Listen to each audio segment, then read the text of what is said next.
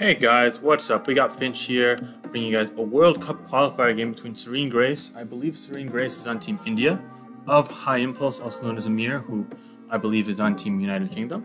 Both of these teams were able to emerge victorious in their first round game, so now they're in the second round of the qualifier. So basically, whichever team wins this between India and United Kingdom is able to advance to the second round. Sorry.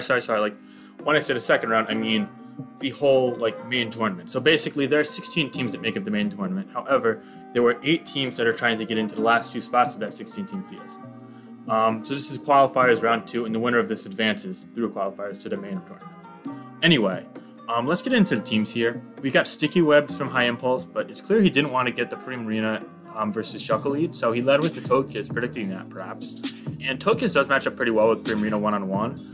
Of course, it's supposed to be careful of a couple things. I'm interested to see how he elects to play this. I think that an Air Slash would be the smart play, but that does risk potential Calm Mind if it doesn't flinch, or a potential switch to either the Rotom Heat or the Aegis Slash. And he plays really nicely. He gets to Shuckle in on the Rotom Heat double after the first flinch. That's going to allow him to get the Sticky Webs up, and now he can encore potential substitute or Calm Mind. And if Serene Grace goes for the Scald, it should be okay, as the Togekiss can live a Scald once it's encored into. Potentially could even go Dracovish, but that does risk the burn. Either way, a really nice start by High Impulse. I imagine he's just gonna... Oh, wait, actually... Oh, he's finally getting... Okay, interesting. So he's not Red Card or Encore. He just goes for a weak Final Gambit. I think that Rocks might have been a little better there. But honestly, it does make some sense. He didn't want to let this get out of hand. Maybe he was Infestation, seeing as he had Final Gambit. Infestation plus Final Gambit makes a lot of sense. So he could have just been lacking Encore. I get it. I can't respond to this game right now, but yeah, so he's going to bring Dracovish in. This is easily in range for Fish's friend to take it out, especially since they run Banded on the Webs team. However, the Ferrothorn could come in. It's probably rolled into a Kyoit, but he'd take a lot of recoil in return, and Ferrothorn isn't really needed too much in this game, besides for body pressing the Bisharp, although that might be reason enough if it's not a Flamethrower variant Hydreigon to save it. I'm not too sure about that, though, honestly. It's going to be rough. All things considered, the Terrakion also does really nice on this match with its Earthquake. Yeah, that Fish's Rend is 49. Oh my god. And unfortunately for Serene Grace, it's not Rocky Helmet, but fortunately, that means he's always going to live 2 hits. So, kind of a trade-off there, but he's probably only going to be able to get off, say, a knockoff or a Thunder Wave or a Body Press here. And I don't know if that's going to be able to fully slow this. In fact, I wouldn't be shocked if we see Togekiss come in here on the knockoff or Body Press and threaten us out with the Fire move, in which next case Dracovish comes in and gets it to a KO. It kills Clefable, it kills Aegis Slash, it kills Primarina, so it really only is kept in check by a Hydreigon that's faster than it. And the thing with Hydreigon is, while it is a great Pokemon against Sticky Webs due to it being not grounded, it is really poor once it locks in the Draco for the Choice Scarf variant, and looking at this team, it almost definitely is going to be the Choice Scarf variant. So, say it locks into Draco to kill Dracovish, or it locks into a Fire move to kill Bisharp, or even Aegis Slash, all of a sudden, then the Togekiss or Terrakion can use it as setup fodder, as the Togekiss comes in on the aforementioned knockoff, and Heavy Duty Boots being knocked off is fine trade for High Impulse, because now he can simply go for a Flamethrower here. However, I personally would predict the Rotom Heat coming in and double out to my Terrakion, or even double out to my Dracovish, because I don't think they're going to be carrying Will-O-Wisp. They really aren't carrying Will-O-Wisp too often this generation, so that's also worth noting as well. Anyway, as you can see on the top, we've got 100 spectators here, so this is a pretty big deal. Both these teams are playing for their lives in the tournament, and it's really interesting to see how they kind of try and, claw their way into the field. Using Sticky Webs is a really cool strategy because it has a lot of offensive pressure. However, it does have some inherent inconsistencies, which, of course, beg questions like, what if you face the wrong defogger, or what if they're able to manage around the webs, or what if they have something that's not grounded that's very threatening offensively, like Hydreigon, or even Hawlucha, for example, Rotom Heat even. And 2 of those Pokemon are found on Serene Grace's team. However, the ability to pressure Serene Grace's team is still very strong from Amir High Impulse. Sorry, his name kind of is Amir as well. We kind of just alternate what we call him, but yeah. For those of you that want some backstory, Serene Grace is a long-time Little Cup player and did really well in some recent tournaments like SPL. High Impulse is a bit older of a player. He did really good in Generations 5 and 6 Overused. He's made a couple of official tournaments, including SPL, but we're talking years and years ago. So he's kind of been back for the last year or 2 and not playing at his exact peak, but still a strong player and definitely someone who's primed to do well in these qualifiers for the United Kingdom. So this is a pretty hyped matchup for the sake of qualifiers. Both these guys are competent players relative to the other players you might see on qualifier teams, for example.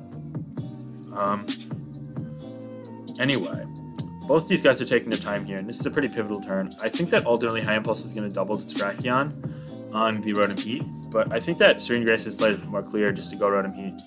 I think he might be scared of double the Tracheon. He might want to mid-ground Aegislash, but Aegislash taking a Flamethrower kind of means it's dying to any one attack after that anyway, so I don't know if I like that, and I definitely don't like keeping the Ferrothorn in here. He doubles the Dracovish as a mid-ground on the Power... Oh, really nice play there from Serene Grace.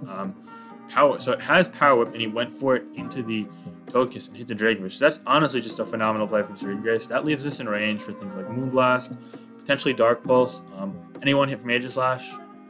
He's going to stand and just go for the Fusion Strand and cut his loss at this point, and that's going to be on a Stealth Rock, so that's interesting. He's going to fodder off the Ferrothorn.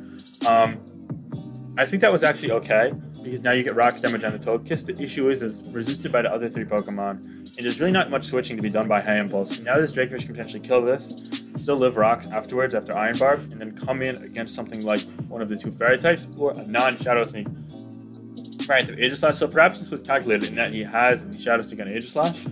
I also don't think Clefable is too important in this game for the Serene Grace side, thankfully, as both Bisharp and Aegislash on High Impulse's side should be able to take advantage of it, outrun and kill it, specifically with potential Steel moves. So, yeah, that coupled with the fact that Tracheon is able to live any one Moonblast from a more bulky Clefable, which it almost definitely is going to be when paired with Primarina. So, I think that was a kind of calculated play. I don't really mind it too much. It also puts it in Rotom Heat range, even if it's a weaker Volt Switch.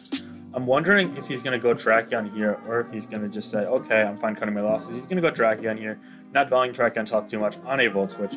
That's going to allow the Aegislash and all likelihood to come in. It could be the Tracheon if it's Scarf, but I personally don't love locking into Draco Meteor here. We'll have to wait and see.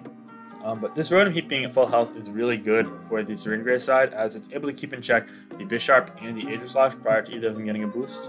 Hydreigon is going to be the choice here.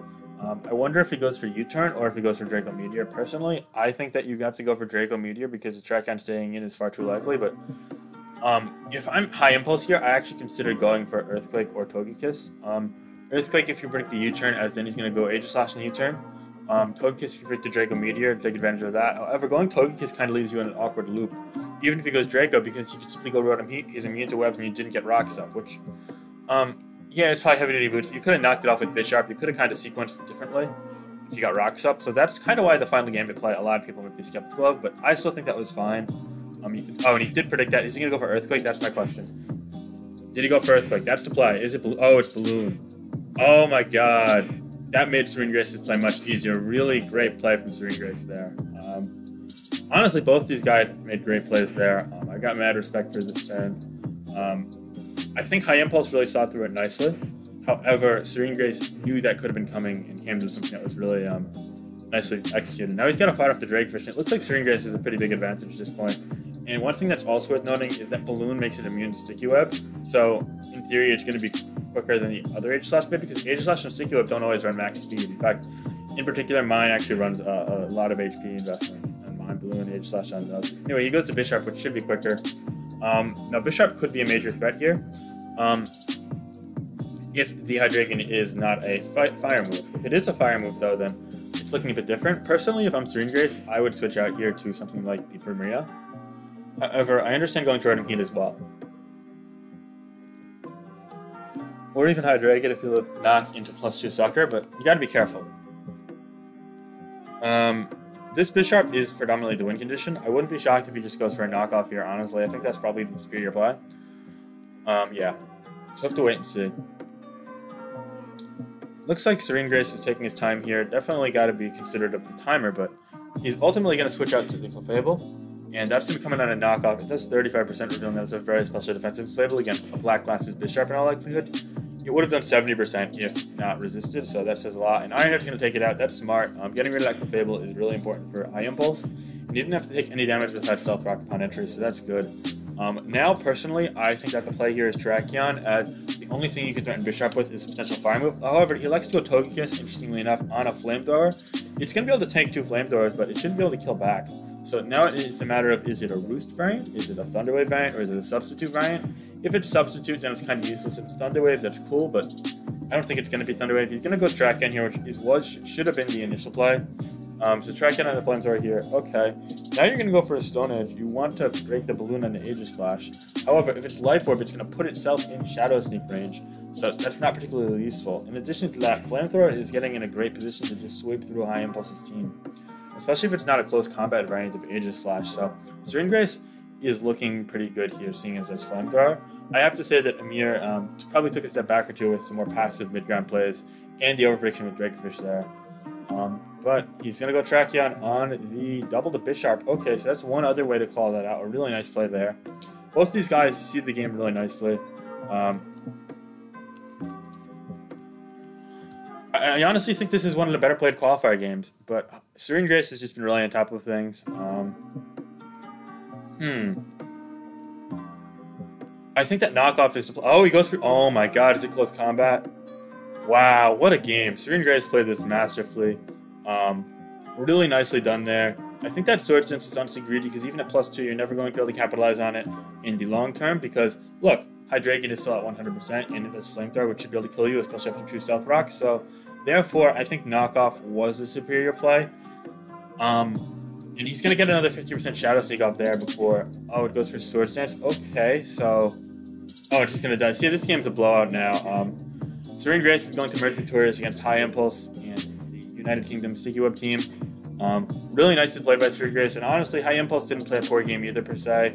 Just Serene Grace was a step ahead. So yeah, I hope you guys enjoyed this little tournament game coverage, and definitely more to come. All right, guys, peace. Have a great day.